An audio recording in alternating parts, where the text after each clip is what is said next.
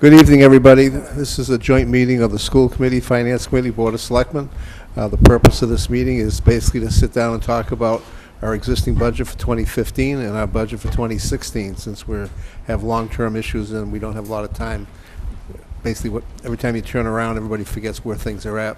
Last night's Board of Selectmen's meeting, we had a little bit of a hiccup when we told everybody that the articles for the boards, commissions, etc., had to be into the Board of Selectmen's office by August 8th. Originally, we changed to August 15th. It's just a few weeks away because we all keep forgetting how quickly these things come upon us. And we have these time frames by charter and bylaw when we have to have everything in place. Going forward, the idea right now is to basically talk about where we are with 2015. Are we going to have any adjustments made? Are we looking to bring any articles forward that has financial nature to it? And also looking ahead to 2016, we know we're going to have projected a realistic shortfall, I'm going to say $600,000 rounded off. And what are we going to do ahead of time, not at the last minute, going into the budget cycle, trying to figure out what we're going to cut back and forth. I think we need to be proactive and have plan A, B, C, and D even in place so we know where we are. I mean, this past year we had plan A and plan B. We are working on plan A right now. Plan A is not a very pleasant situation, but that's where we're at, and that's what we have to exist with. But we can't really afford to have any glitches with plan A because we don't have any wiggle room at all. So with that, I will open the meeting up officially for the Board of Selectmen. The roll call. Whiteside. Titlebaum. This is Slavin. I'll turn over to the school committee. I'd like to convene the meeting of the joint meeting of the school committee, finance committee, board of selectmen. Roll call vote. Rhonda Bugan. Jeff Smith. Cliff Sylvia. Mike had an emergency. Mike Flaherty had an emergency. He was planning to be here, but he couldn't be here this evening. Should have thrown him out of the meeting last night. Yeah, I know. Wrong place, wrong time. Yeah. I'll officially open this meeting of the Finance Committee for July 23rd, joint meeting with the Board of Selectmen and School Committee. Roll call, please. Bonnie Catulli. Donna Brown. Sean Jones. Carolyn Jordan. Jeff Langen. Dom Camerano. Okay, I think what'd probably be easiest to take the two people who have to deal with the day-to-day budget and let them speak first, and then we'll go to the Finance Committee, School Committee, and then the Board, and we'll just talk about different things in general. And this meeting really here is just a base meeting to get started and to make a date when to come back and talk again. But I just want to get it started now because it is time. And with that, Mrs. Hood, if you'd like to start. So you're the designee today, huh? Looks like it. It looks like Derek loses out today on that one. So, in terms of their implementing our budget for FY15, so we, in order to live within our budget constraints, we have made a number of position cuts in the realm of about 32 position cuts. So that is, we'll start the year with around 32 positions fewer than we started last year. And some of those are through retirement, but also a lot are through with the reduction in force notices going to teachers. We are also we had also reduced our supplies and set our supply budgets for our schools, and we're also at the moment looking for other ways that we can deliver our budget more efficiently and plan our expenditure more efficiently. So we are looking at some options about how to reduce our HVAC and plumbing costs, how to reduce our transportation costs. You know, every part of the budget is being examined for opportunities, and some we're starting to implement. So then starting to look ahead to FY16, I think we will, there are some benefits, having had made so many staff reductions this year, that obviously continue to have an impact next year. But we are just beginning. I mean, we haven't really started the process yet of working out what we need to do yet for FY16. But so when we make a cut, we also have the unemployment costs related to that, so welfare costs. So this year we feel that impact, but we don't have that next year. So there's some benefits next year that will accrue from the cuts we made this year. So we're just at the I mean, we haven't really started the process yet. We're just beginning to look at next year's budget and work out where we need to go. So I should been prompted to remember that we are in the process of significant reconfiguration of our buildings. You know, existing buildings cost money, so we have closed. Well, we have West Academy that has been closed, and the Co-op school, and both those schools are being moved into East, which previously held our a preschool program that has been moved into Minot. And in order to allow that, we've had to reconfigure both Minot and Deacon's grade levels. So that's a big project for the district, closing 2 schools, moving programs, reconfiguring elementary grades, all the busing and transportation that has to go with that, all the notification to parents, teachers. So they're in the process of implementing those changes, and that'll have a big impact on the schools. And that, that's the sort of infrastructure changes we've been trying to make that will have long-term benefits, because we've reduced the ongoing costs of running those buildings. So those are the sorts of options we've been looking at to try and reduce our budget. This year there's some costs associated with closing those buildings, because we have to move staff, we have to winterize those buildings, but it means that there is an ongoing cost which we will not face next year, the utility cost related to running those additional buildings. Anything else? I think that's it. All set? And just, Go ahead. can I, and just one point.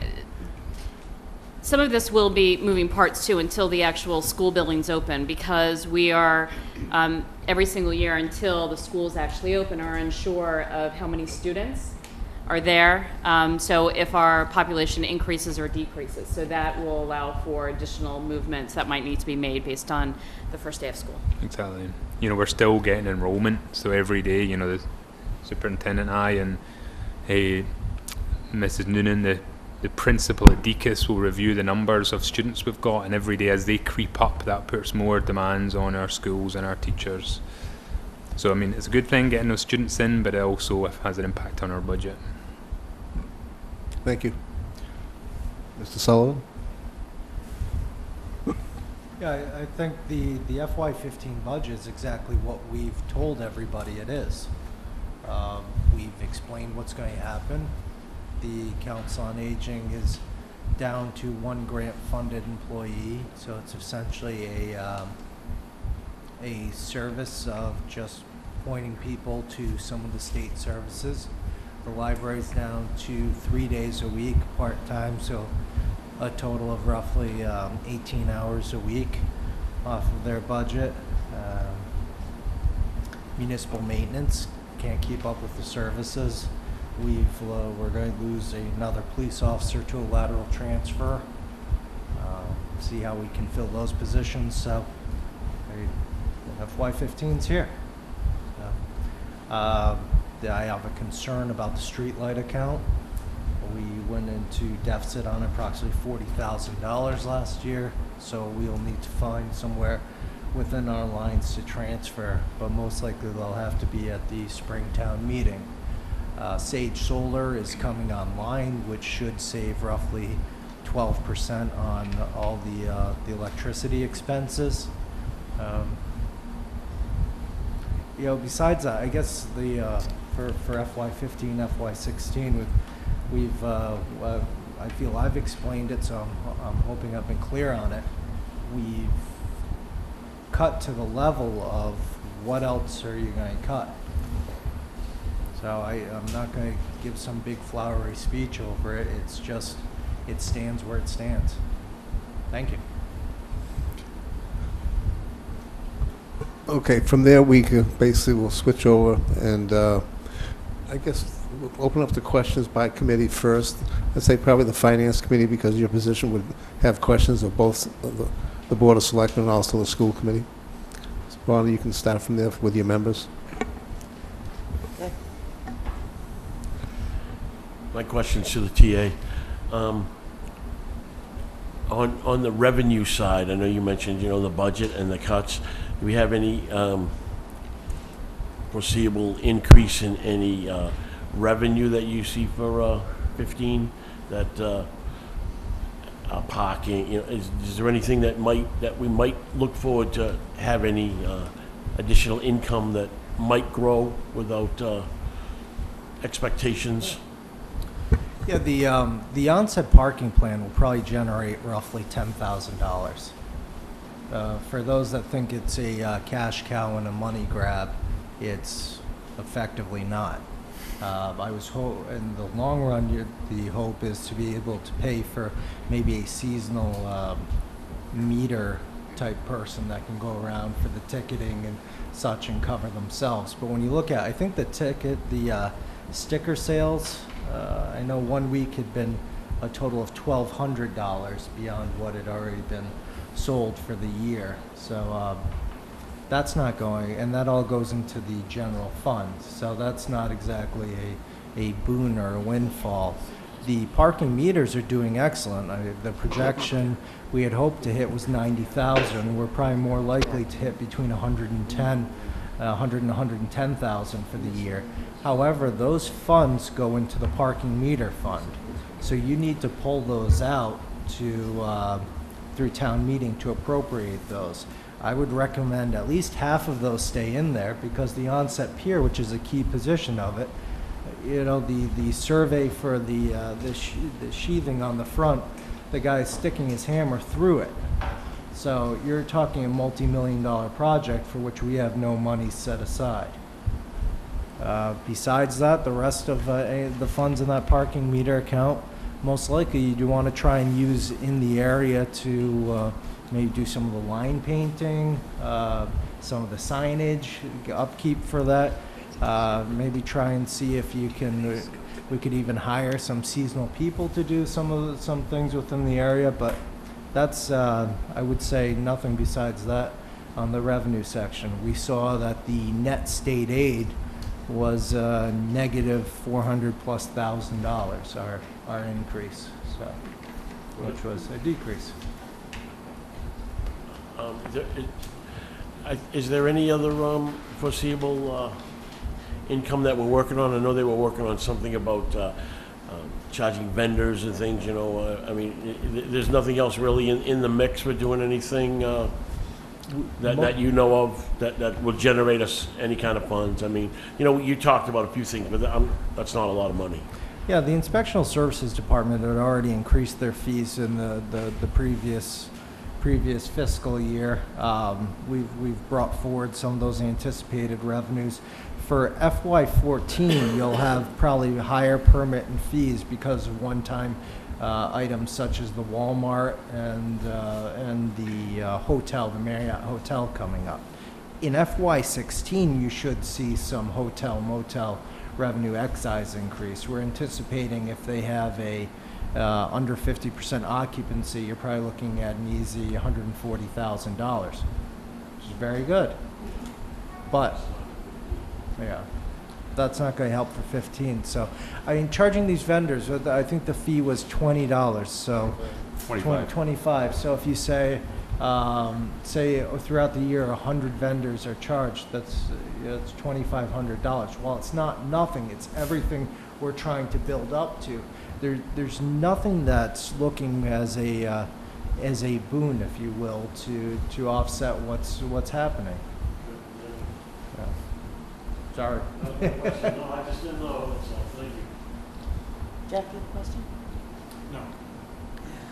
I was going to ask you if you mentioned last night about you projected 2% on some of your raises, but you were talking probably more than, it would be closer to 4% than what you had projected due to the contracts that you'll be settling. Can you just reiterate that for the rest of the... Yeah, the contracts that we've settled with our unions have been, the increases have been what's called 1-1 splits, so 1% at the beginning of the year and 1% at the midpoint of the year. So for the employees the next year, it's basically a 2% increase. The cost of the town is 1.5% for those years. But everybody has to remember, our contracts were in arrears. So if we have a 2% increase for the previous fiscal year that we just settled, and we budget for 2% increase this year, it's effectively a 4% increase. So we're going to have to go to town meeting, and there's still some of the old budget articles that have a few dollars in it to appropriate the 4%. But the next fiscal year, you're going to actually have to budget the full amount That's what I on wanted there. to know. So although the increases will be over those 3 years are minimal, 6%, and you know, we have to find a way to budget for those, and that's coming off of before these contracts, the unions had settled had 2 zeros. So FY11, FY12 were zeros to the base. Donna? Have the cuts affected cemetery caring for the cemeteries too? Well, it's affected the overall service because with the old cemetery foreman, that position hasn't been refilled. That's one of the cuts. Now the highway superintendent is taking care of those duties, so you've stretched the people even thinner. Yeah, because I've never seen them look so poorly. Yeah, we did have some monies for seasonal help from the Yeah. cemetery commissioners. Unfortunately, they would have needed to reach out to Upper Cape Cod Tech before the school season ended. That didn't happen, so in order to use their that funding, I guess the emails I had back and forth, the cemetery commissioners wanted to use students and such, and how do you do that in midsummer? So this year, I wouldn't see any of those funds being used till the next year. Okay. Well, I have a question on these 32 positions.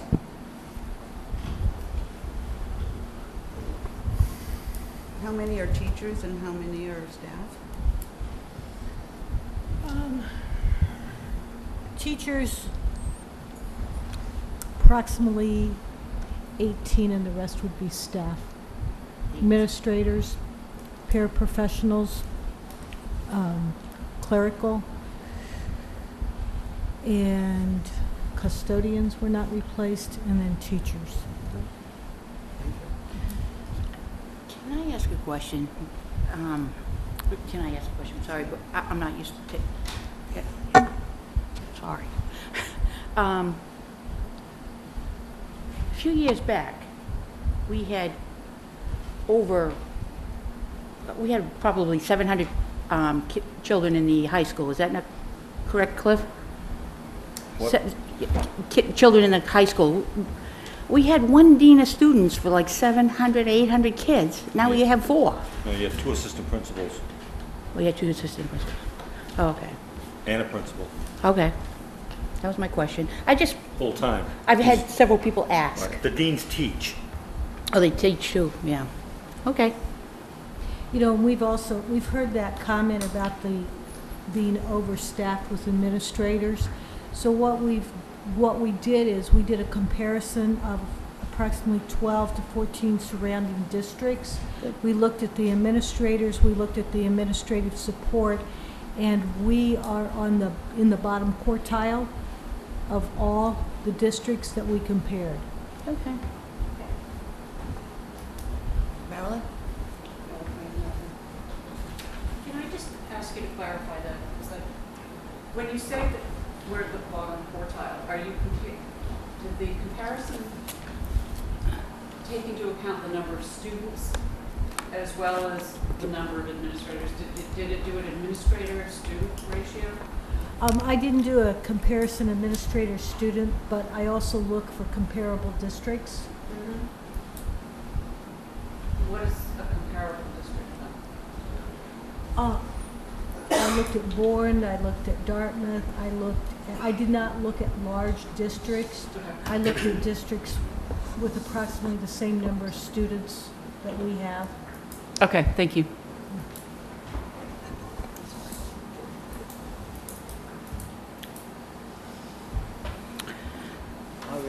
Oh, she's all set.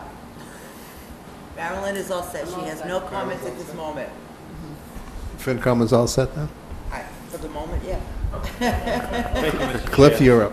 Thank you, Mr. Chair.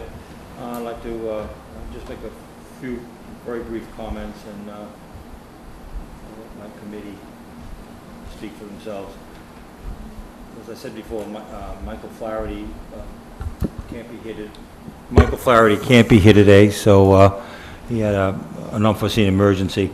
Well, one of the things that he wanted me to bring up, and we did talk about it last night, and I know it's not in the FY15 budget. I know that it's been cut. I know that there is a personnel problem at the police department, but the resource officer just keeps coming up, and so he wanted to make sure that I mentioned this evening that it's his #1 priority in terms of trying to find a way, some kind of a way, even though it's not in the budget, to figure out a way that we can fund that position. So I wanted to reiterate that for him.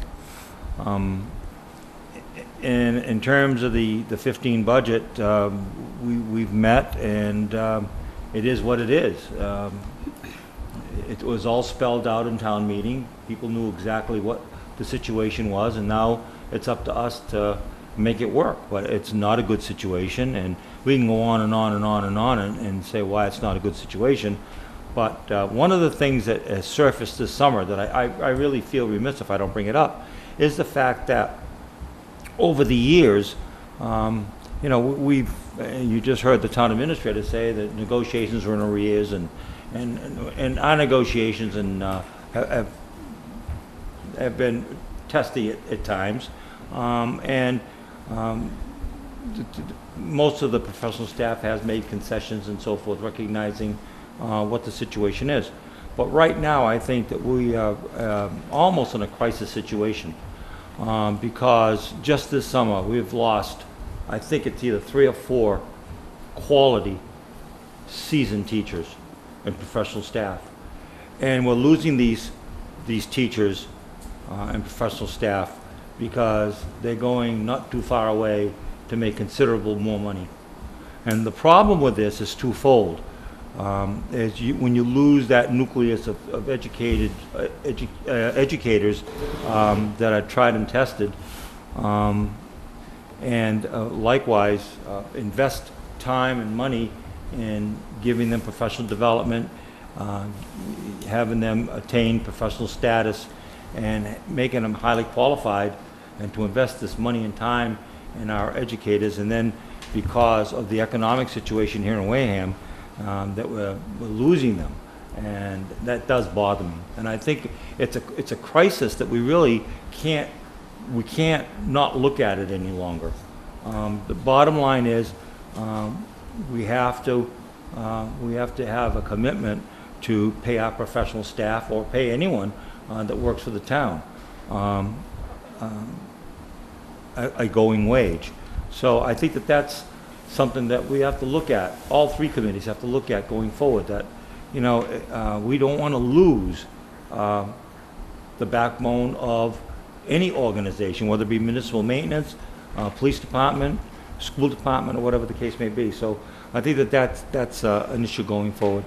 And then when we talk about 16, I'll make some comments on that too. I'll open it to the staff. Jeff?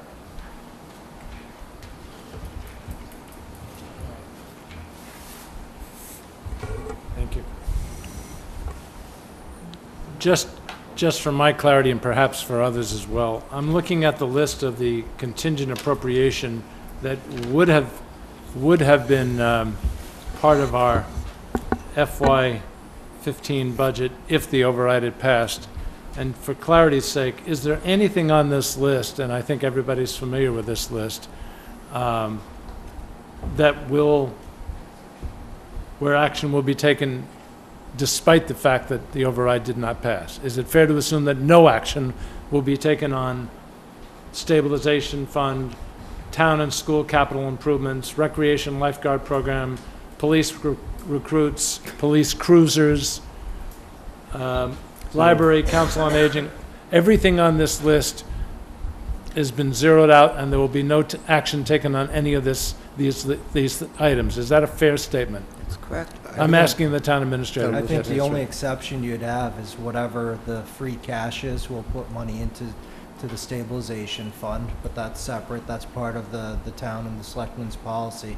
And Well, then- we voted to do that at town meeting, correct? Right, so Yes. you'll do that through town meeting, and then whatever, the other part of it, I think you'll need some of the capital items. You need to be ADA compliant in some of the buildings, whether it's town or school. So that's the only thing I could see going forward, what you could manage out of that money. So, and the money to do these capital improvements exists as a result also from free cash, is that? Right, so that's what, Only free and, cash. trying to predict free cash with the whole process and going through the Department of Revenue is So you're talking about free cash that has not been certified yet? correct, so Okay. that's the only way I could see those items being funded. Not those, but any. Understood. Second question is, and I forget the name of the group, but I'm sure you know it intimately, the healthcare group that we've been attempting to join. Mayflower. Could, what is it? Mayflower. Mayflower, thank you. Could you give us an update and the possible positive ramifications associated with it and when they would hit the budget? Yeah, the Mayflower Municipal Health Insurance Group, healthcare group, we should be able to enter on October 1st. We've sent the information, the PEC has voted to accept it, and there So, would... I'm sorry, that acronym is what? The Public Employees Committee, and Thank that's you. what was put together Okay. when we started bargaining the health care with the unions as a whole. For this fiscal year, you will have some savings. We've looked at between 200,000 to 250,000. However, you're going to need to save that for the run out of what you have in the health insurance trust already. Our with the last quarterly reconciliation and the new rates from if we didn't move to the health group, I just signed for a $999,000 bill to pay for the monthly health insurance. So when Alan opened up talking about a projected $600,000 deficit for FY16, was that net of expected savings associated with entering the Mayflower group? Yeah, here's the interesting part with what we've settled with employees and such, and what we're looking at, I shouldn't say extra, the 2% and such, we're looking at maybe a net. I would keep the 600,000 as what the deficit will still be projected as. Even as a result of the positives from Mayflower, because it's offset of the negatives of the contract negotiations? Correct. An offshoot of this is even our regular insurance, the workers' comp and general liability, it increased 16% last year. So we've just had another meeting to try and set up a safety committee, if you will, with between the town, the school, and our departments. Thank you.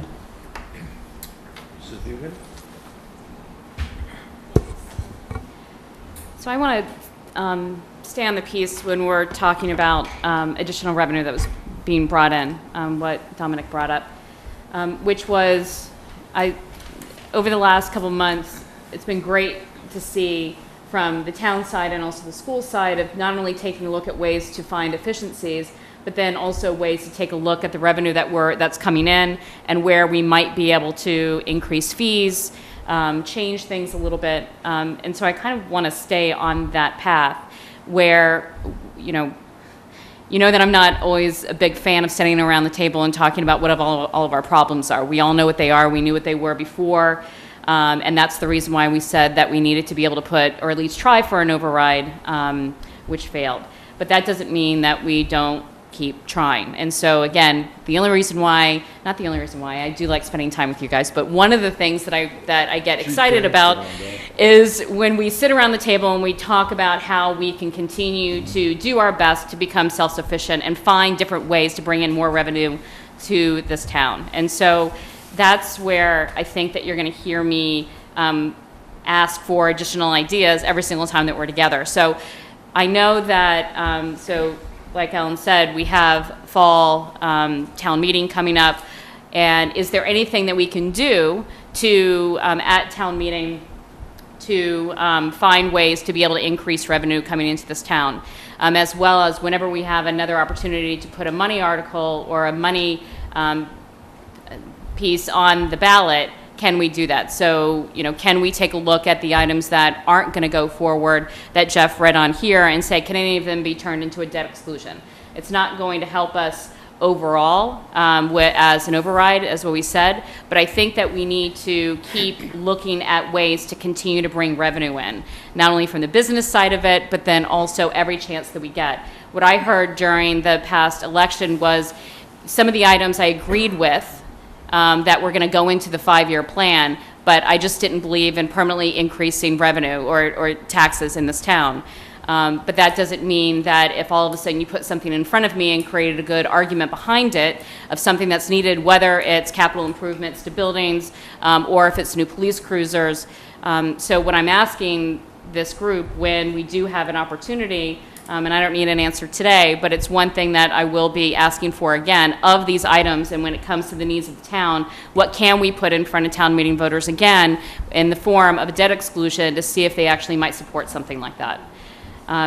The only other piece that I wanted to ask is, we talked a little bit about the timing when it comes to when the school needs to provide the budget to the town, so a charter change, because right now, I think it's due in November or December, where we know that that's kind of a phantom budget because we don't know a lot of the numbers that are coming in from the state. Is that something that we want to put in front of town meeting for fall? Is that charter change, so then we're able to change the date of when the school or when the budget is due? I think we already went through that already and talked about doing that. We had talked about the time frame, and I think we already actually voted on something, didn't we? On our policy.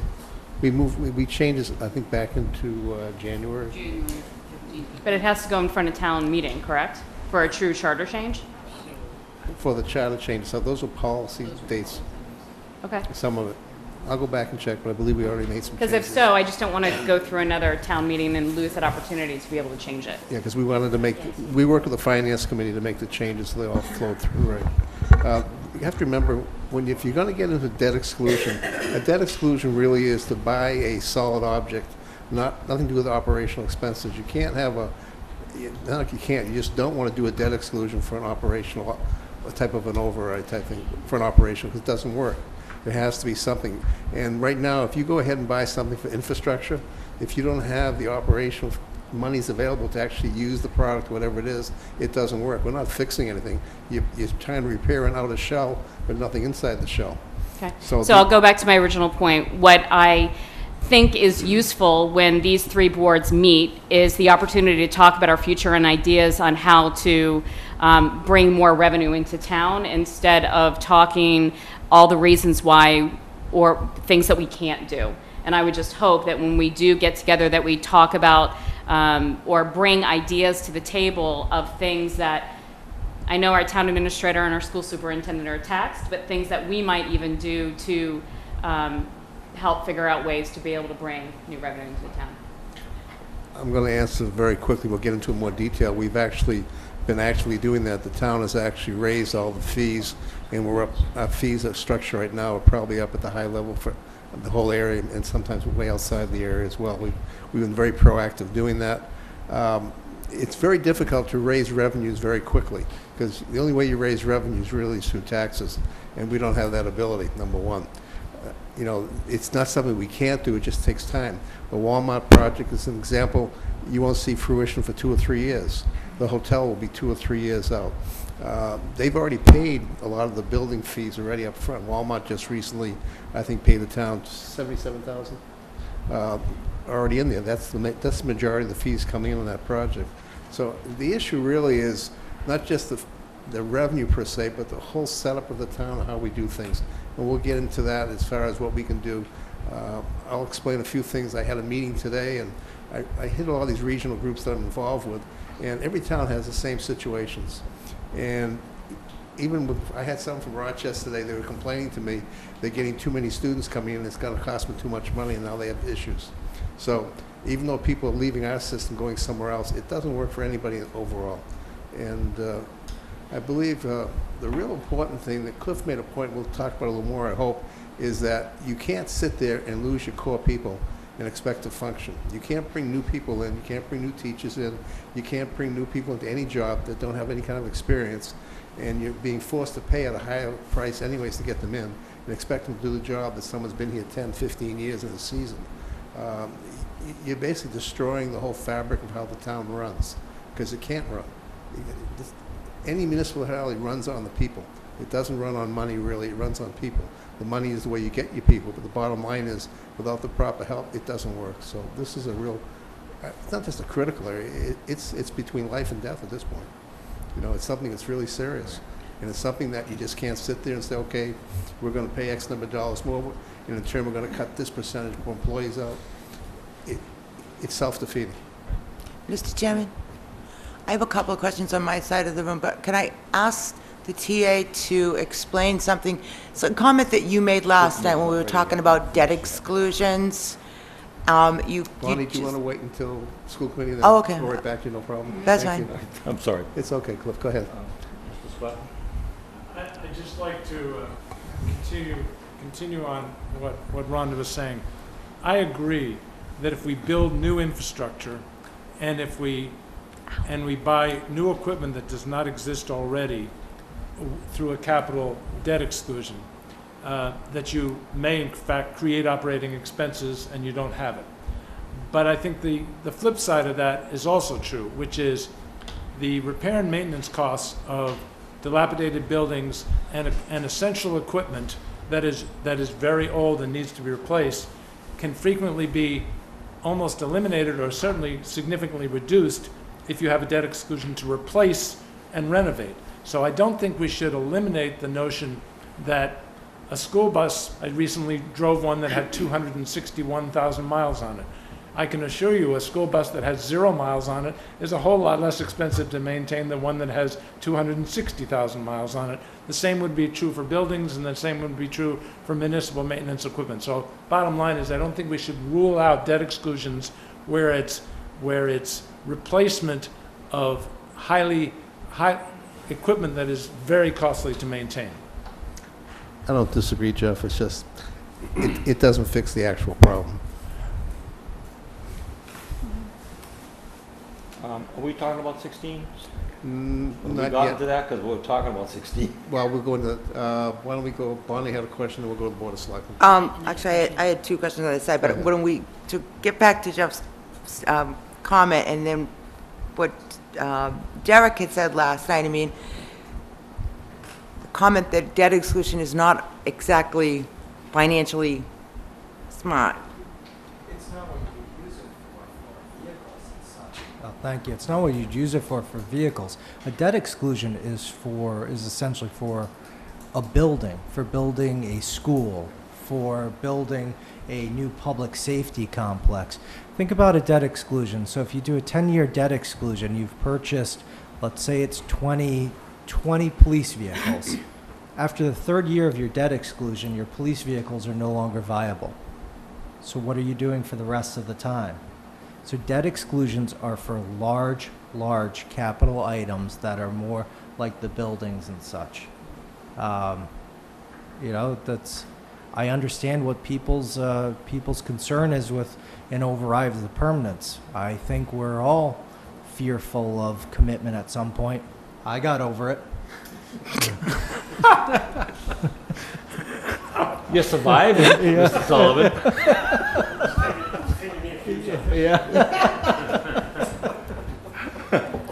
Mr. Chair? I don't want to jinx him now.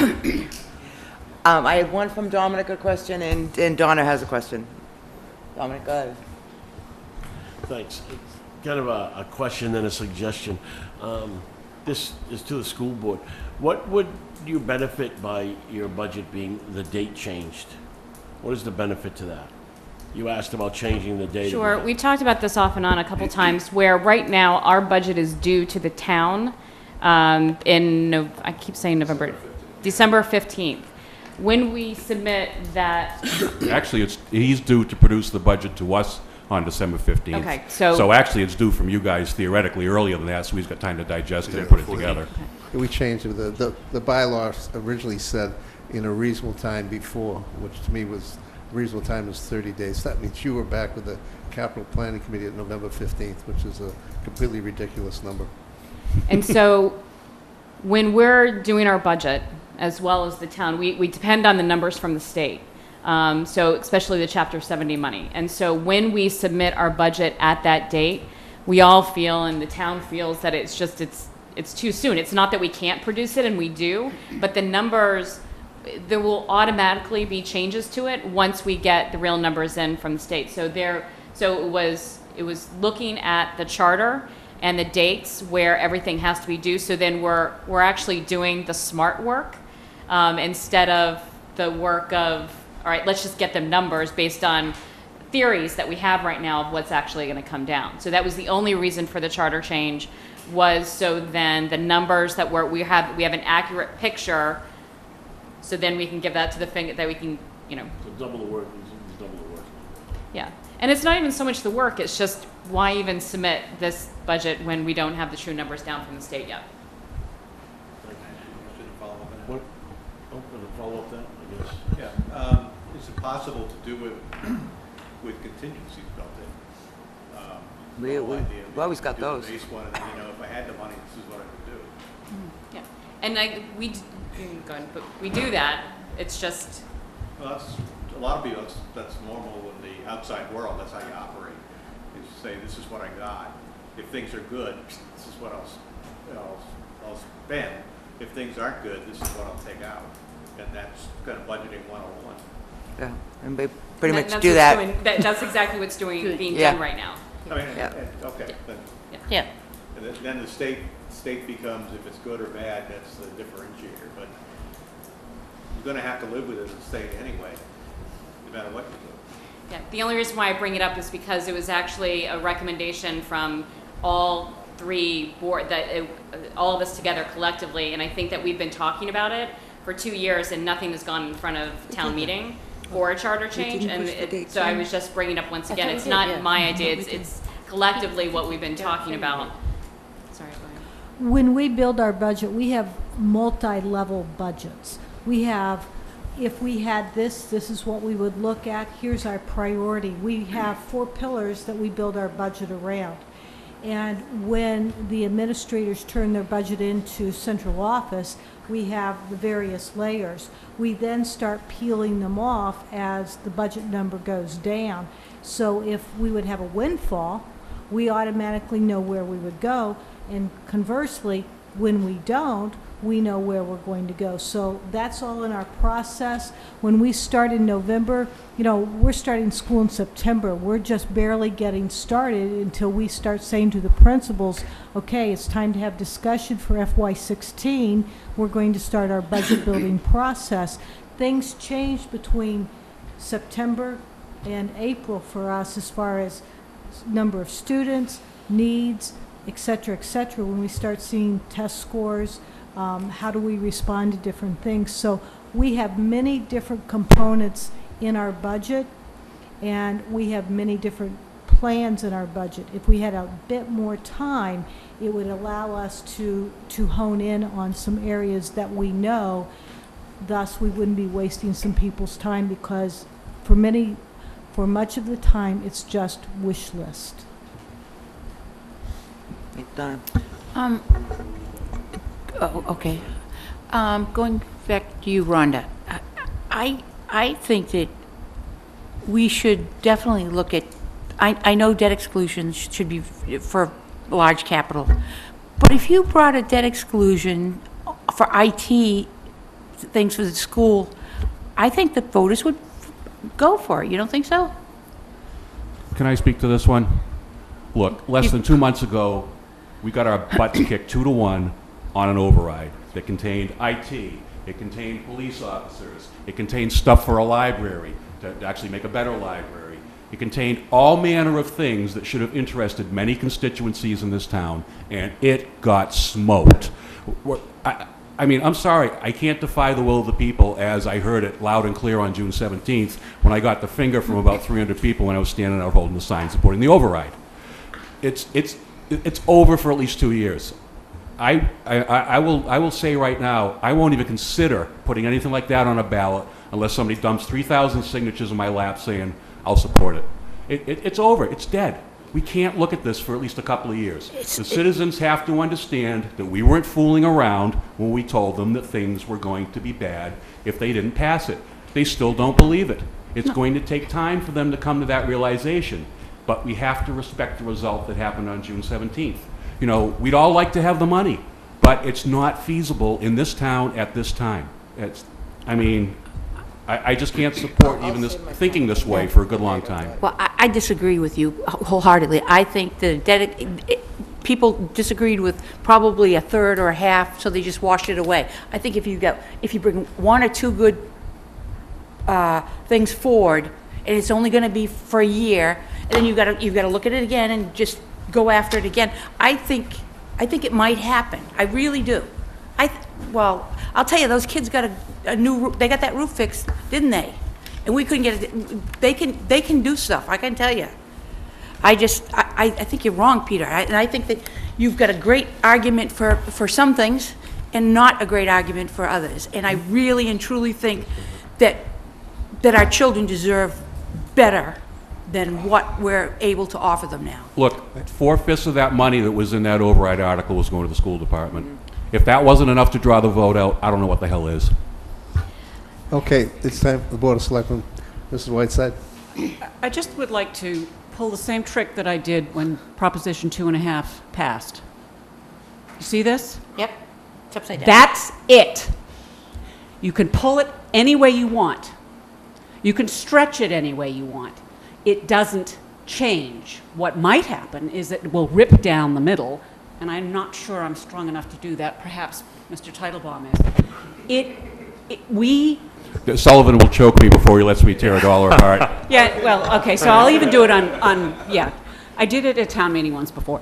So, guys, 2 selectmen went out and publicly spoke in favor of the override. I'm a retired banker. I am never going to vote for a debt exclusion for operating expenses. Never. When I bought my house, I used a mortgage. When I buy my car, which is 12 years old now, I get a car loan. Other than that, no way. Now, I have great sympathy for the school because I actually worked in the school system for 12 years. It gave me a great deal of insight. I don't blame anybody for going next door for a $10,000 raise. Not anybody. It is a fact of life. So stop, as Mr. Teitelbaum says, you know, or one of the bloggers says, quit your bitching. It is what it is. This is how much we have.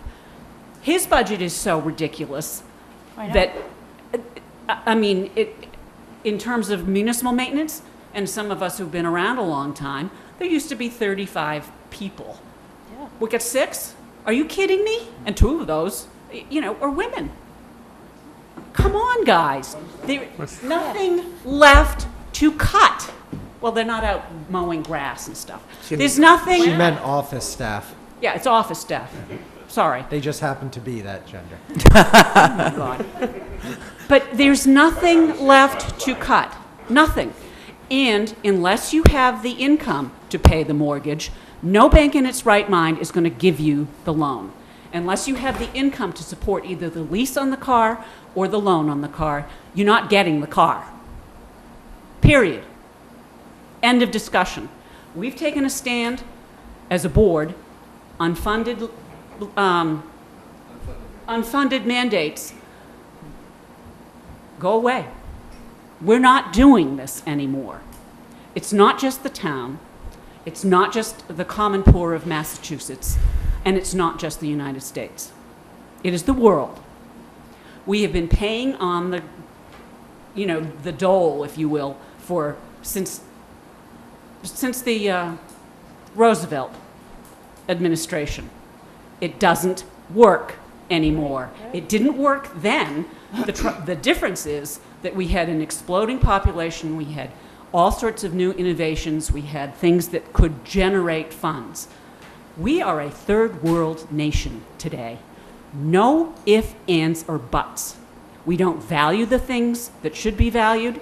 And again, Donna, I don't mean to be rude, but if we put something out, hang on, if we put something out to, that it's important to us, well, guess what? We did that, and we got crucified. And I think I just heard somebody sitting next to me saying that they weren't really convinced it was a great idea. I'm not sure you really meant to say that, but I didn't say that. Okay. We told people the truth. Whether people before told the truth or not, I don't care. It's not the issue. We have to go from today. And today, there is no more income. Little piddly bits here and there.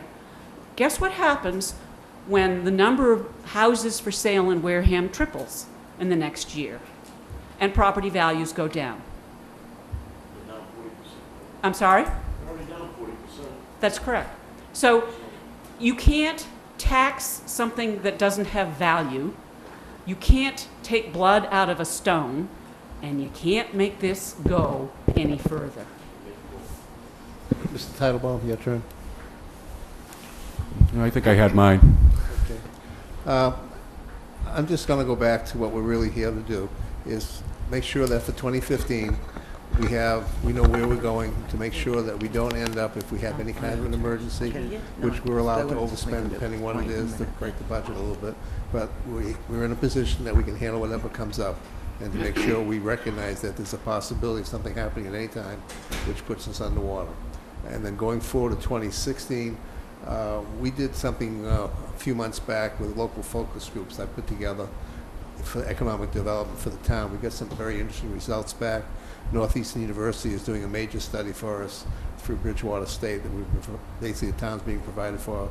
AD Makepeace is paying for part, Bridgewater State's actually paying the other part. We'll have that information to help us as far as economic development goes. We'll have a pretty good, I would say, a 3 or 4 year plan put in front of us. What's really critical is what we do as far as how we operate with our citizens. Mr. Titlebaum mentioned a few minutes before we started, that we always tend to go from the top down. We really need to go from the bottom up. We need to get the citizens at the base level to sit and tell us what they think, what they want, what they don't want. I believe, Cliff, we talked a little bit about the 2016 budget, and we really need to know what people expect with that 2016 budget, because that 2016 budget cannot provide us with the services we need to provide. We're going to have to make some really hard choices, and I think this time around, from the Board of Selectmen's point of view, public safety comes first, education comes right behind it, and maybe actually right together. After that, everything else is just irrelevant almost at that point, because those are the two core pieces you have to take care of. We need to know from the public what they're willing to want and what they're willing not to want and where they stand, because we're going to have to make some really hard decisions for 2016. I don't look forward to that at all. So I think we need to sit there and talk about 2016, how we engage the public to figure out where we're going. Go ahead, Cliff. We had a very interesting meeting last night, and I think that one of the things that was brought up, and I talked about it a little bit, and it's kind of following on what Alan has just said, is the fact that when we've got a situation, the 2016 budget, that all intents and purposes is going to be about a $600,000 shortfall. When we build this budget, and I've said it at the school committee meeting, but it applies here too. And basically what it becomes is your philosophy and numbers, your budget.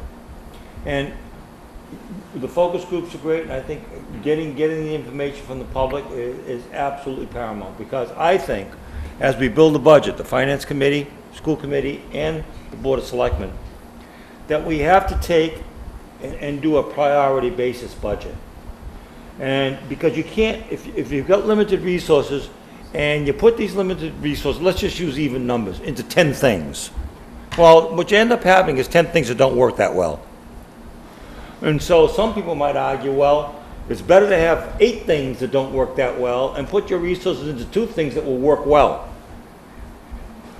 So I think as we go forward, all the committees, we have to sort of zero in, and these focus groups will certainly give us the information that we need, zero in on, you know, what is it we're going to use this money for? And approach it from a positive perspective as opposed to a negative perspective. And there's no surprises. To use Rhonda's words, put it out there and make your best argument. And if you can isolate certain priorities that we know that we want to put as our goal for 2016 and put an argument out there for the public to understand, sure, there's going to be 8 things that are not going to be so great. But there may be 2 things that we can look to and say, we've made this better. So that's my thought on the 2016 budget. I know it's kind of like pie in the sky when the reality hits in, but I think if we get input from our community, if we get input from our stakeholders, we do the research and get some hard data, that we can approach this 2016 budget with the ability to, as Rhonda said, make the case. These are going to be our priorities for 2016, and we're going to make the case to the public for these priorities, which means, if using 10, 2, and 8 things are not going to do all that well.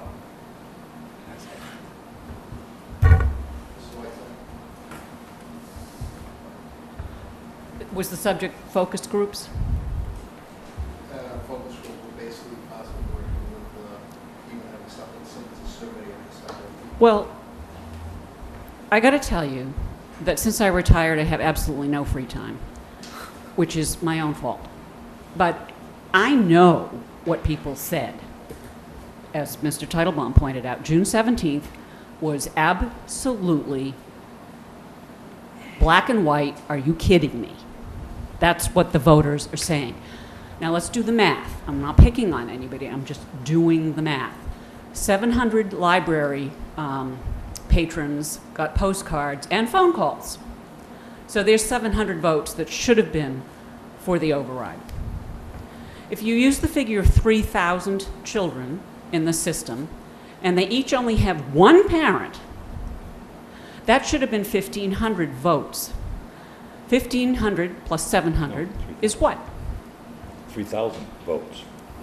No, I'm saying I'm doing it worst case scenario. I am doing it like a banker. I'm looking at what we should have had as a base. She's assuming that people have 1.8 kids per family, I think. No, I'm assuming the I'm sorry. socioeconomic status of this town and what I know about some of the kids in this town. So all I'm saying is that we didn't come anywhere near what we should have been able to count on for votes.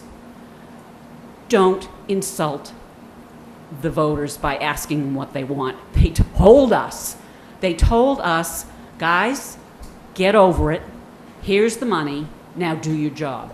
Mr. Slavin, with all due respect, I'd be happy to look up what roads are private in this town. I'd be happy to do some things like that, but I am not going to sit on a focus group and listen to people abuse the system, which is that we have 2 professionals who know what they're doing.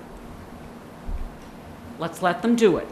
We have a 9-member body that is advisory, and very strong advisory. They know what they're doing. I'm assuming you each know 100 people. That's 900 people right there. Don't tell me I gotta go to a focus group, because the only people who are gonna show up are the guys that don't have dirty fingernails, that don't have 2 or 3 jobs, because that's how they survive. It doesn't work.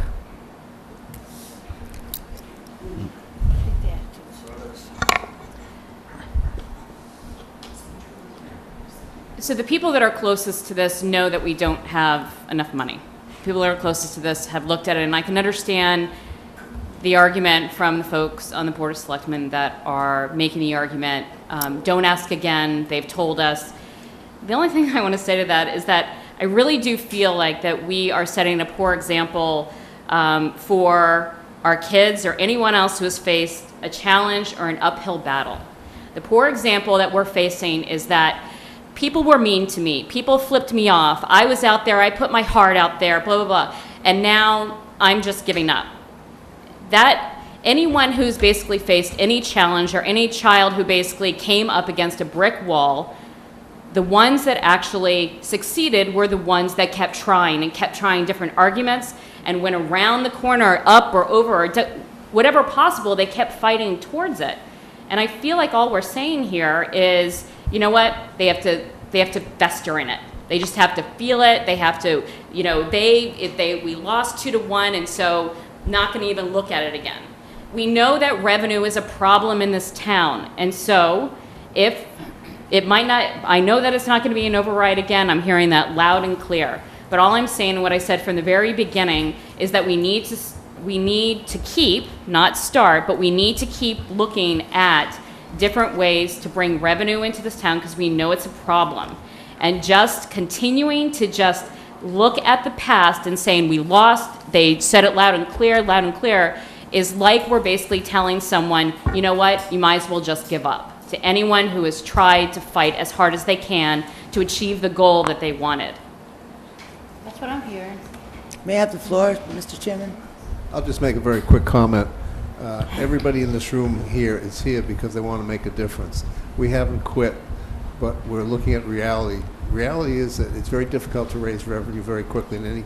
Remember, we're in a municipality. It's not a private industry. It's a big difference. We're regulated, restricted, etc. We're at the mercy of the federal government. We're at the mercy of the state of Massachusetts. Neither one really cares about the cities and towns anymore. It's us at the bottom level trying to figure it out. So we're not giving up, but again, you've got to sit there, and I don't care how we do it, you have to sit down with the people, vote, to find out what you're going to do. Because again, if we have, say, $1 in 2016, where is that dollar going to go?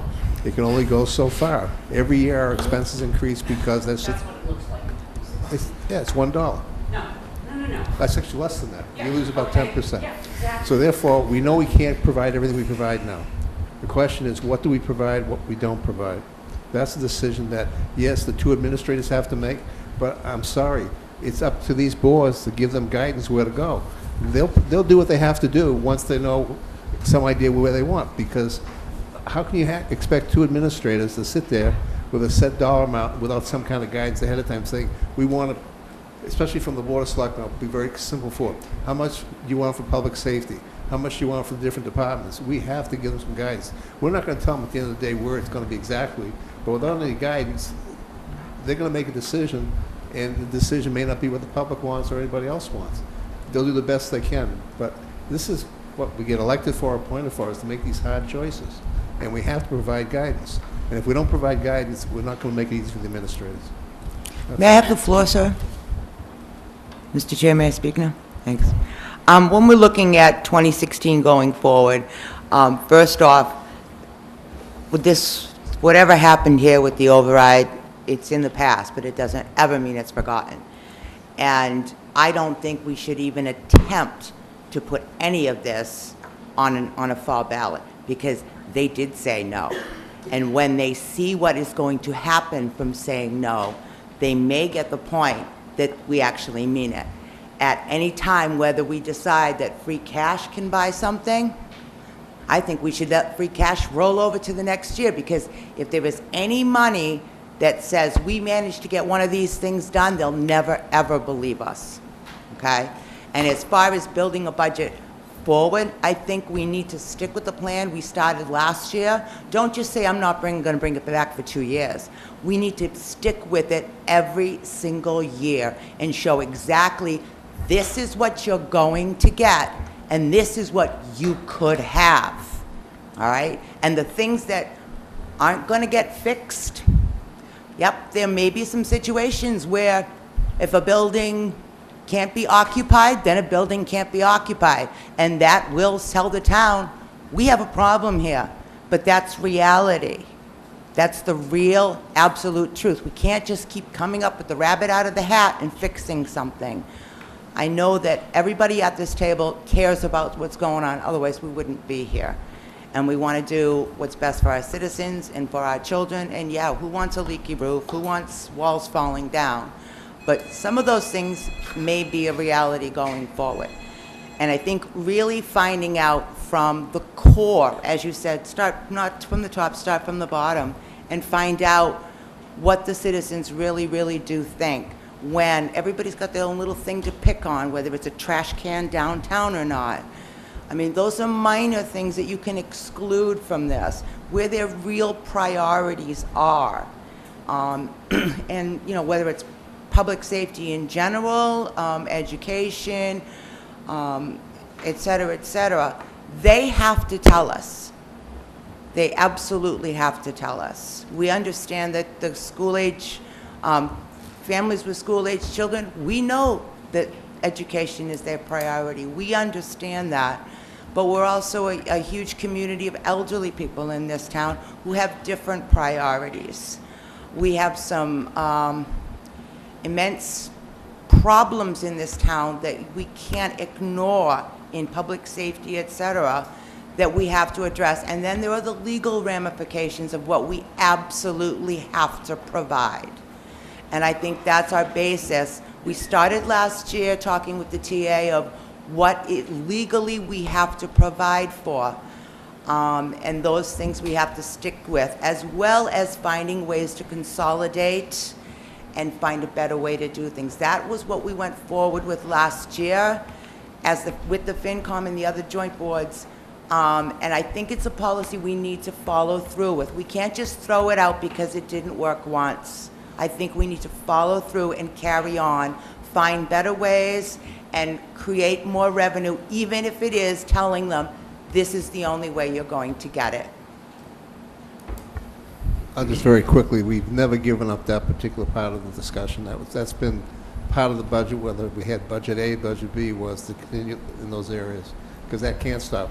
Because if you remember when we were talking about budget B, it also required those things to be put in place as well, or else it still wouldn't balance out. Anybody else? Cliff? Yeah, just a couple of things. One of the things that I want to bring up on the 16, and I know that the Board of Selectmen has talked about it. That I don't know if they've come up with any resolution on it or a strategy, but is there going to be any additional discussion on tax rate differentiation? Because I think that that's something that we really have to look at now in terms of additional revenues. Now, whether or not it's going to help us in the 2016 budget, I don't know. But I think not to look at tax rate differentiation policy, I think would be short-sighted. Doesn't change the revenue. I understand the 2.5 structure. I understand that. Doesn't change, Right. it doesn't change the revenue. I understand that because of the 2.5. But it might down the road. No. But anyways, and the other thing is, you know, looking at our assets. Are we holding any assets that we could liquidate? I don't know. You guys know better than I do. So, you know, we've got land, we've got buildings, we've got plant assets that maybe we could liquidate. And again, I don't know if that would help the 2016 budget or not. I know it's kind of like short-sighted, but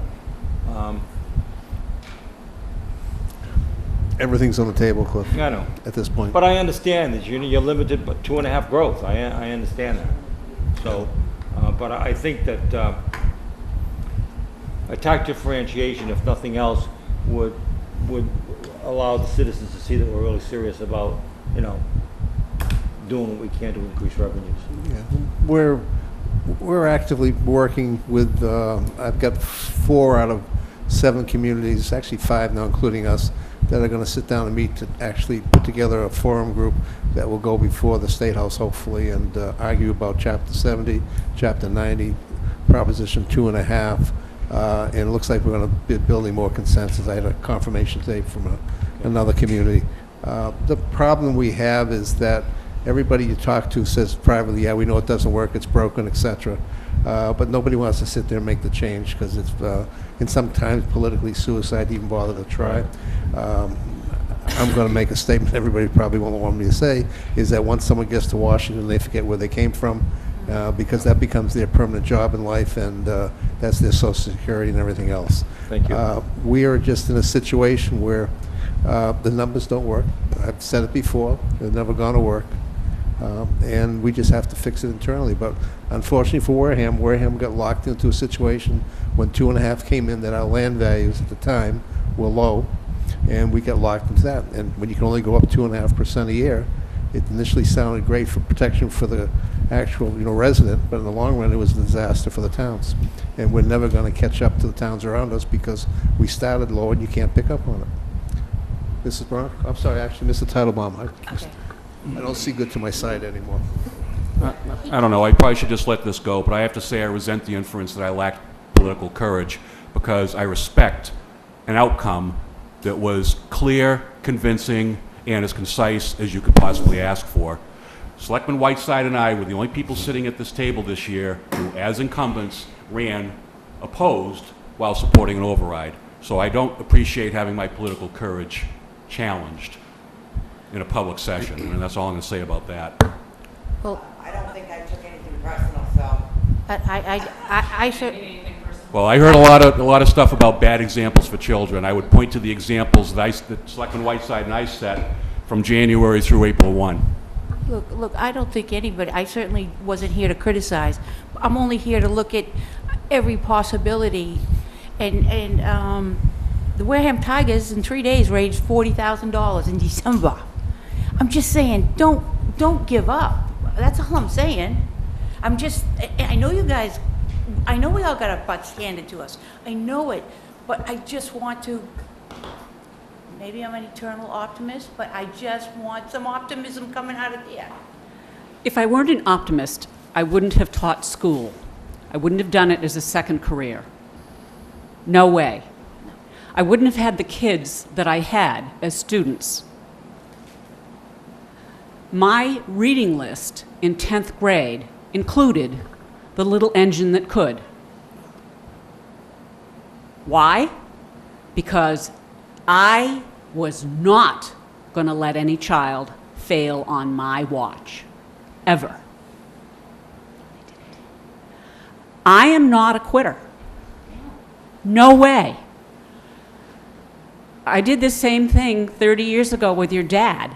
I wasn't a quitter then, and I'm not a quitter now. I believe in this town. I'm going to stay here, hopefully till the day that I, in fact, do die. I go on condos. I'm sorry? What did he say?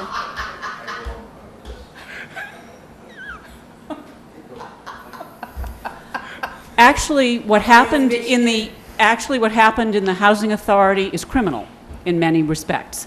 And I don't think that we should joke about the people who live in those situations, to be honest with you.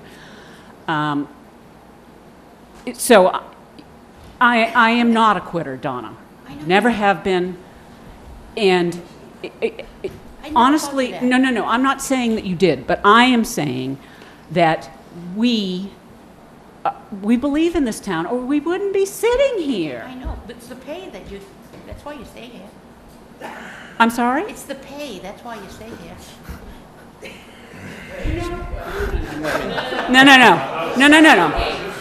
No, excuse me. When I was a selectman the first time around, as opposed to the second time around, because this is the third time around, okay, the selectmen not only got paid, okay, they had a reserved parking place out here, and they got dog licenses number 1, 2, 3, 4, and 5 from the town clerk, okay? Do you remember those days? Because I do.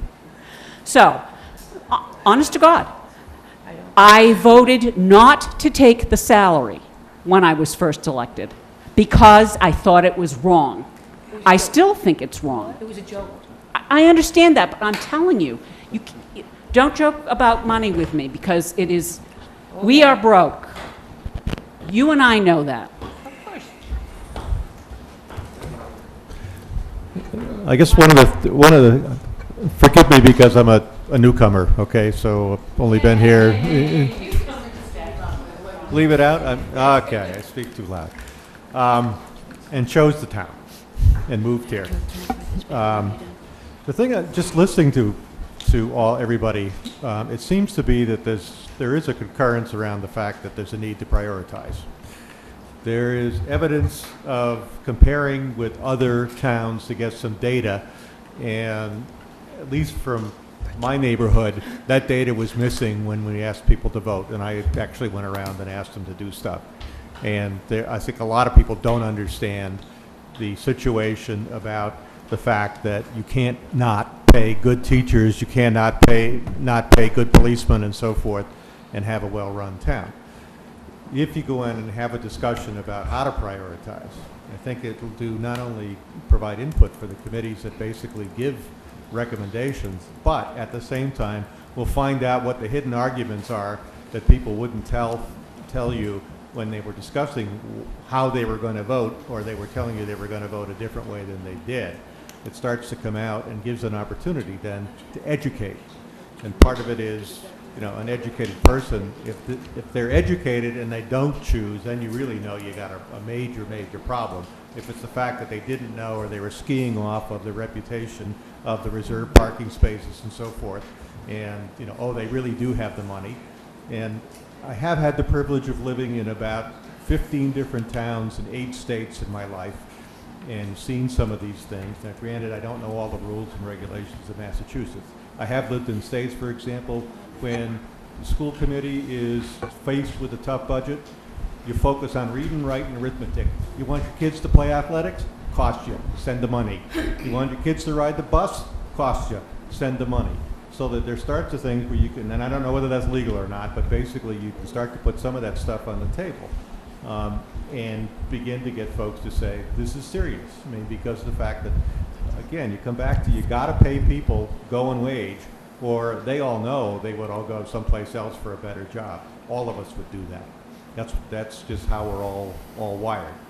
But I think, you know, just listening to the discussion, the idea of developing a set of priorities with the input of the folks that just said no, and it's not that we're going to go back to them right away and ask for it again, but you got to understand where the hell they're coming from and why they did that.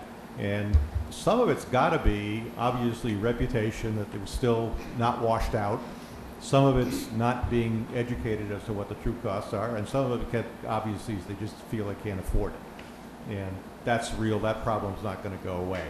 But I mean, it seems to me that just listening to everybody here, there's kind of a consensus somewhere around those kind of things about proceeding on that basis and developing something with priorities. And again, we don't know what the state's going to give us. We don't know what the feds are going to do, and so forth. But you got some trend and some pretty good idea of how they've been behaving. So unless there's a miracle someplace, what are the odds of changing? I mean, Alan, I don't know what you saw. I saw that the Federal Reserve Bank of Boston said the way the state doles out money to towns is all wrong. It should be based upon town income. Is that going to fly on Beacon Hill? Probably not. So we can't expect changes, but we can basically work as hard as we can with the money we got and try everything we can, both short and long term. I agree with you long term. I think you know that, I mean, I have had the privilege of seeing towns turn themselves around, but it takes time. And I've seen a town very similar to Wareham, which today, you know, thanks to having a large condominium community over 55 with 4,000 people in it all paying real estate taxes with nobody in school. If I want to turn a school around real quick, that's the fastest way to do it. Why the hell doesn't AD Makepeace take that lovely piece of parking lot that they have, it's a sand pit right now, and build the kind of center that just got built in Lincoln, which basically has all of the retirement community and so forth, as a start. I know that Larry was concerned about it, a family town, but you got to start someplace, and it takes time. I mean, that would probably take 4 or 5 years or more before we'd see something. But in short term, let's find the priorities, because it seems to be the common theme here, and then get some data. Thanks. Just a couple things. I don't believe we're a third world nation. I believe we're the greatest nation in the world. The other thing is, those focus groups, I went to one. I was a part of one, and I thought it was a tremendous learning aspect. And it worked very well. I'm just going to tell you a real quick story.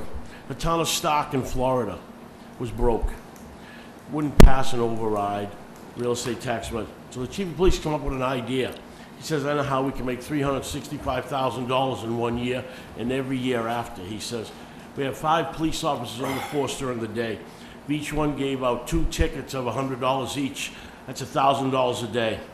Okay? $1,000 a day times 365. days a year is $365,000. Now, you're saying, well, the people in the town are going to, resent that. In stock, 3/4 of the people who were ticketed are out-of-towners. Now, you want to make $365,000 a year, tell every police officer that works during the day to write $200 tickets a day, and you'll have $365,000 a year. That's my comment. You do need know- to make revenue. Cutting money is good. Now, cutting is great and all that is great. The only thing I've ever done in my life was make money. So you need to make more income if you have expenses. Thank you. Well, you do know that Stark, Florida is the home of the Florida State Penitentiary, so those 3/4 of the people you were talking about were visiting prisoners. They were from out of town. Whatever they were doing, they were visitors, okay? And they have the death penalty there, and they do put a lot of people to death. Maybe we should do that too. I don't care. I'll pull the switch.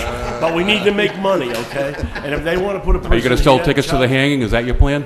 whatever that has to be done, I'll do it, okay? But we need to make money. And if everyone here thought of just a way maybe that we can make income. Now, making income like with the parking meters and stuff has an expense, okay? We need to try to make money that has little expenses. Now, these police officers are already on duty. You're talking about making money without an expense. Okay, thank you. Thank you, Dominic, for that enlightenment. No, I made a contribution to Stock years ago. Jeff?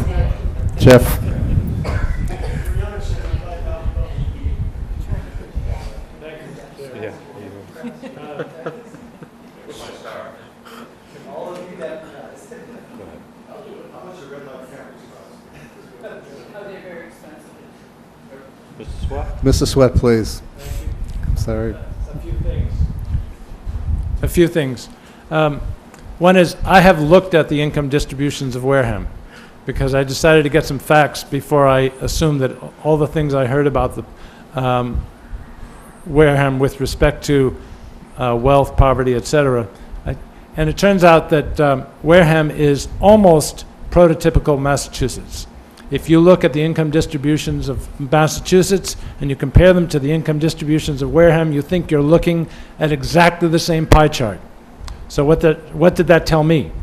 What it told me is that when by better than 2 to 1 people reject something that, and this is important for people to understand, all of the boards in this room get paid nothing to sit here and enjoy each other's company, but spend an evening talking about what we think is in the best interest of the town. So if you're following the money, everybody, there's no money here, okay? There's no vested interests here. So why are we doing this? Well, we actually think it's in the best interest. But the bottom line is, even though there's no money in it for us, people don't trust us. And they would prefer to spend their discretionary income in ways that this list of contingent appropriations doesn't reflect. That's a fact. It is not that the town of Wareham is poor. Let's get that out of our vocabulary. It is not. The data says we are average, but we don't have an average attitude towards government, and we don't have an average attitude towards how we spend our discretionary income.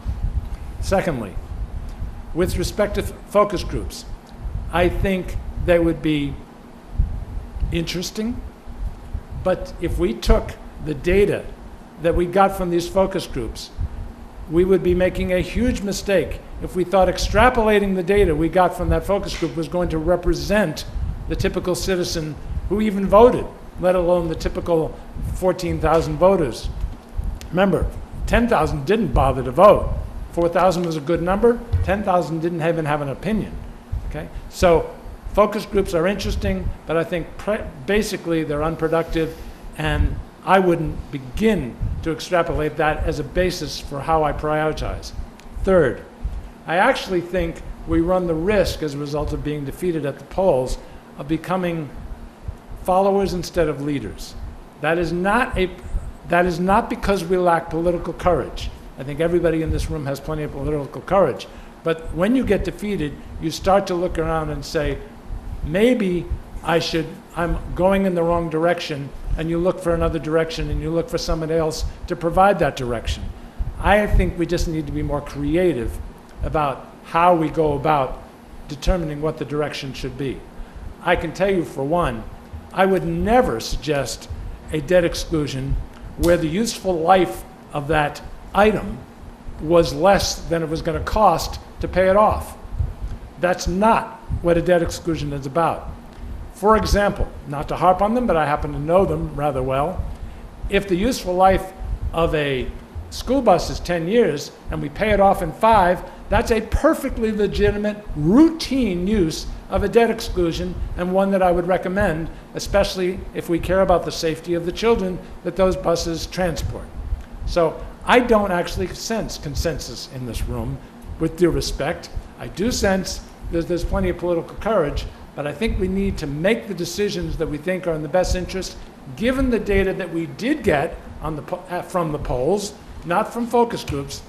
The polls we have a basis for saying that was a loud and clear message. Focus groups will not give us a loud and clear message. And finally, I will tell you, why do I think focus groups are a bad idea? Because when I was working full-time, I didn't have a clue what my town did with the money. It wasn't this town, it happened to be Pepperell, okay? That's where I lived for a while. Didn't have a clue how they spent their money. Didn't have a clue how much it cost to run government. Didn't even know who was running the government.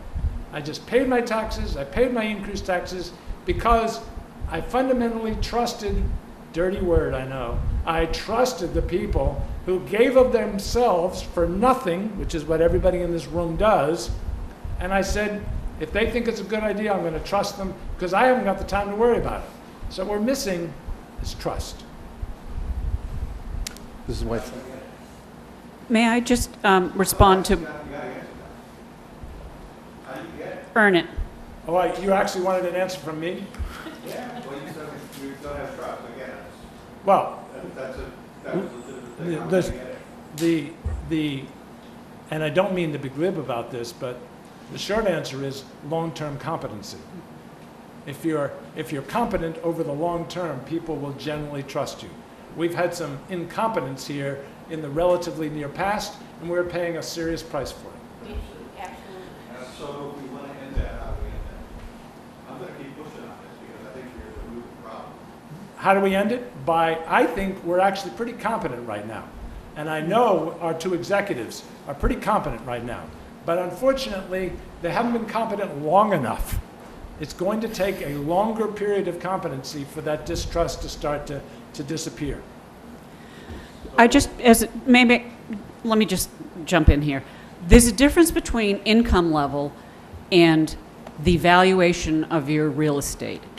So we can have a whole lot of people who earn a whole lot of money in this town, but that does not relate to the amount of taxes that they pay. 2.5 limited our growth ability, except for new, and so to say that yes, our income is relatively the same as the communities in Massachusetts is a false argument because the real estate taxes are not related to your income.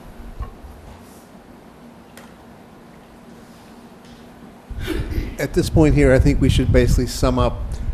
We'll need to come back probably in about 2 or 3 weeks.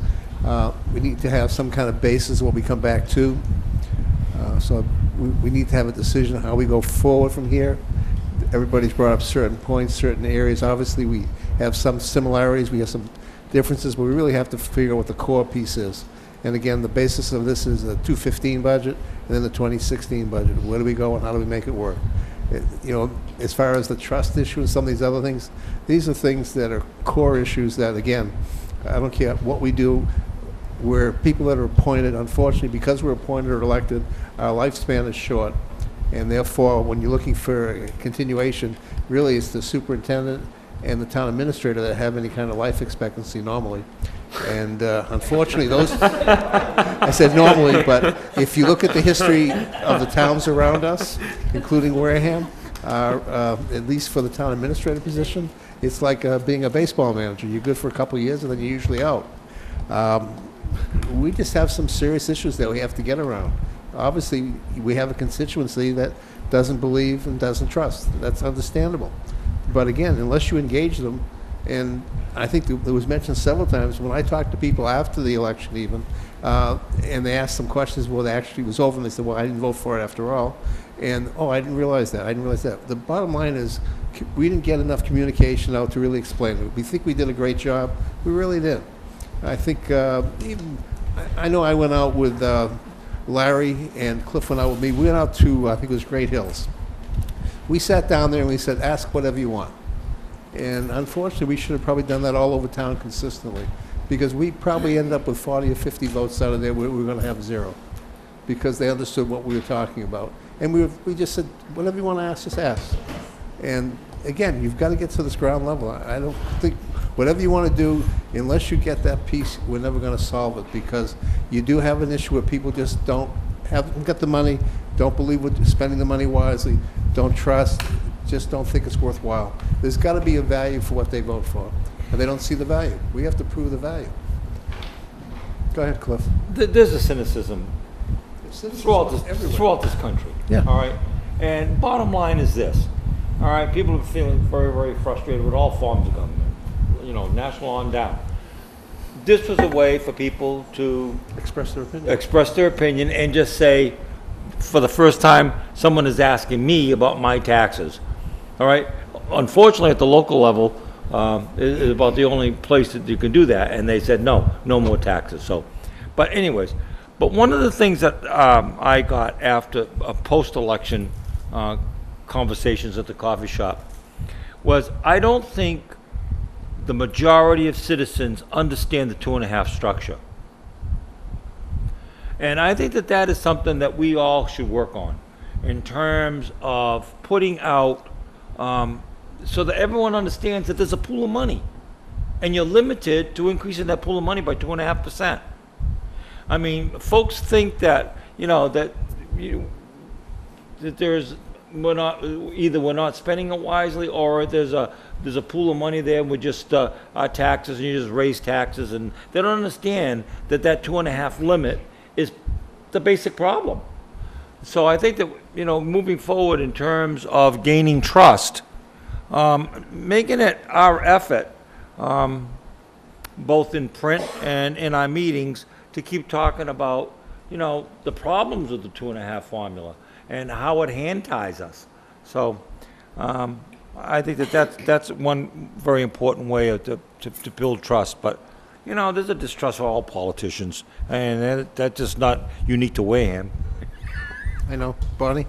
I was just going to ask the superintendent something we discussed the other night about compiling some data about fair wages in the neighboring towns and et cetera, and you thought that you could get that information. If you do that research, I'd like to have a copy to the FinCom so that we can have a discussion on that. Sure, be happy to do that. Thank you. I'll go back again. When would you like to meet again is the first piece. 3 boards? Yes. You want to do it in a few weeks, 3 weeks, 4 weeks? We've started this a little bit early, but we've got a good start, at least a basis. And at that point also, what do we want to actually have on the table to discuss, to be prepared for? I don't know. I wasn't prepared to come up with a date. It's hard for me to come up with a date because 2 of my board members aren't here. Well, we can do this if you want. Just get back to me, the 2 other boards.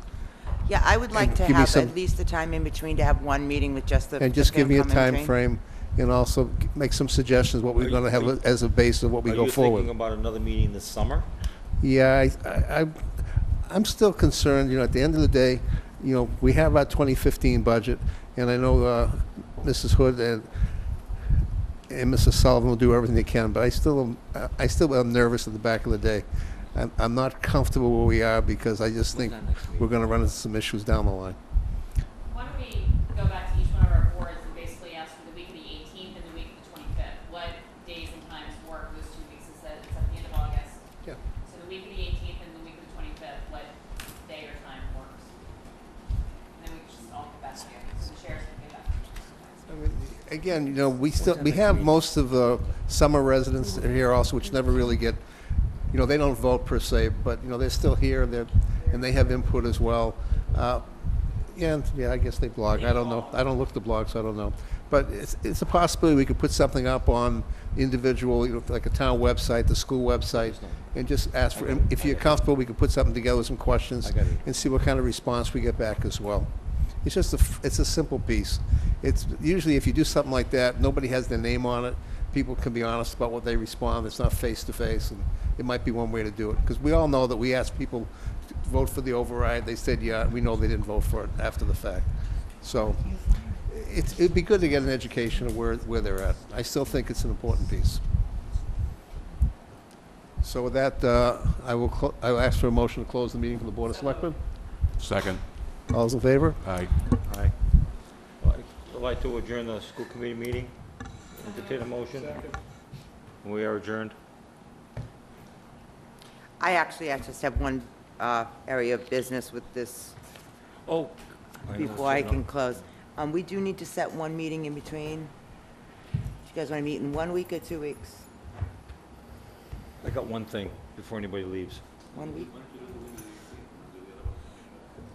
Because it's going to depend on what they're going to do. No. Because if they want No. Auditor license. tentatively next Wednesday, Angela Dunham, is that the Historical Society? Oh, so that was your dog's number? that's the 30th.